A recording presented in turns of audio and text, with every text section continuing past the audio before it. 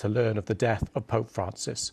Our heavy hearts have been somewhat eased, however, to know that His Holiness was able to share an Easter greeting with the Church and the world he served with such devotion throughout his life and ministry.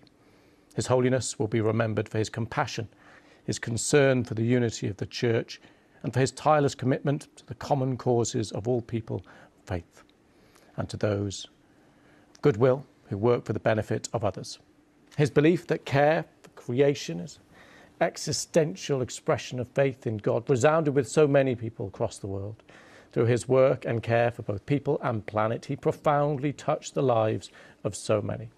The Queen and I remember with particular affection our meeting with His Holiness over the years, and we were greatly moved to have been able to visit him earlier in the month. We send our most heartfelt condolences and profound sympathy to the Church he served with such resolve, and to the countless people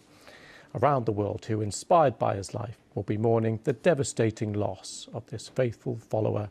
of Jesus Christ. So that statement just in the last few minutes from the King. I just want to return now to David Willey, was BBC's Vatican correspondent for 40 years, and we had a response there from the King echoing so many of the reflections and words by world leaders around the world.